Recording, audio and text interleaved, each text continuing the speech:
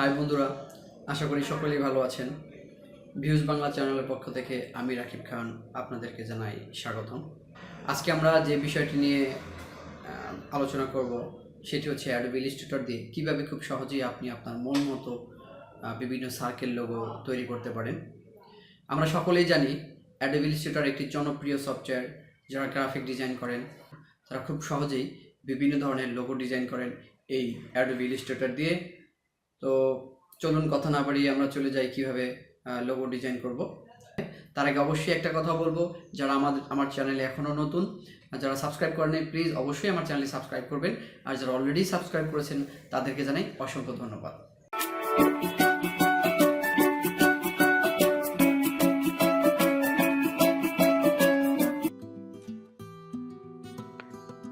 তো বন্ধুরা, আমরা এবার ডেস্কটপ স্ক্রিনে চলে আসলাম। তো বন্ধুরা, এবার আমরা আমাদের ডেস্কটপ স্ক্রিনে চলে আসলাম। আমি চলে যাচ্ছি অ্যাডোবি ইলাস্ট্রেটর মেইন ইন্টারফেসে। আমরা প্রথমেই ফাইল নিউ থেকে একটি পেজ নিয়ে নিলাম। এখানে আপনারা দেখতে পাচ্ছেন পেজটির সাইজ, সেটা আমি পিক্সেলে রেখেছি। আপনারা চাইলে পয়েন্ট, ইঞ্চি, মিলিমিটারে করতে পারেন। তো আমরা A4 পেজ নিলাম এবং আমাদের এখান থেকে পেজটাকে আমরা ল্যান্ডস্কেপ করে দিলাম। হ্যাঁ, ওকে দেওয়ার সাথে সাথে আমাদের সামনে আমাদের মেইন ইন্টারফেস, সেই পেজ আমরা দেখতে পাচ্ছি। এখানে আমাদের লোগো ডিজাইন করব বা বিভিন্ন ধরনের সার্কেলের লোগো আমরা দেখব। যারা আমরা অ্যাডোবি ইলাস্ট্রেটরে কাজ করি তারা কম বেশি সবাই টুলসগুলো সম্পর্কে জানতে পারি বা আমরা জানি।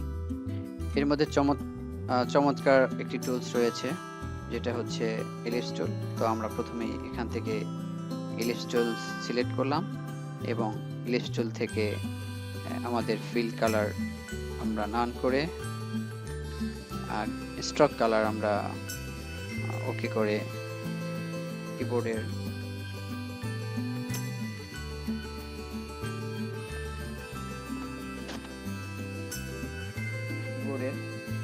শিফট এবং অল্টার প্রেস করে একটি সার্কেল তৈরি করলাম। ওকে, আমাদের সার্কেল হয়ে গেল, আপনারা দেখতে পাচ্ছেন। এবার এই সার্কেলটি অল্টার ধরে আমরা এই সেন্টার বরাবর জাস্ট একটা কপি করলাম এবং এই সার্কেলটি আবার অল্টার প্রেস করে আমরা নিচের দিকে আরেকটা কপি করলাম।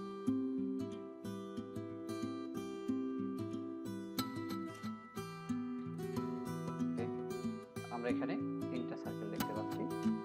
এবার উপরে যে দুটো সার্কেল, সেই দুটো সার্কেল আমরা সিলেক্ট করে কিবোর্ডের কন্ট্রোল জি চেপে গ্রুপ করে দিব এবং অ্যালাইনমেন্ট অপশন থেকে এটাকে হরিজন্টাল অ্যালাইন সেন্টার করে দিলাম। এরপর আমরা আবার এই সেন্টার পয়েন্ট থেকে অল্টার শিফট চেপে আর একটা দিকে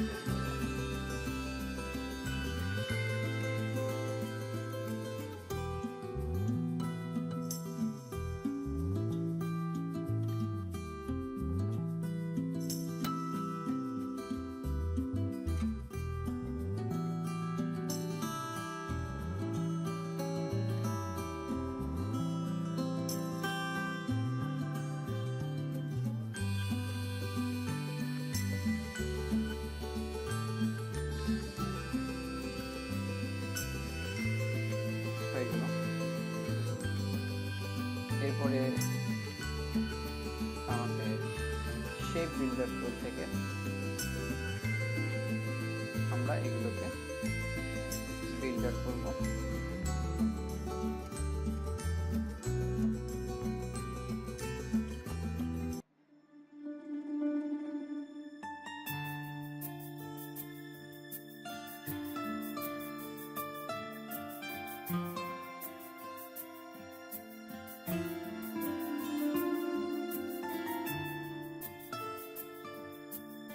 তারপরে আমাদের বাড়তির অংশ একটা সিলেক্ট করে আমরা কিবোর্ডে সিলেক্ট প্রেস করে কেটে দিলে আমাদের কাঙ্ক্ষিত শেপ তৈরি হয়ে গেল।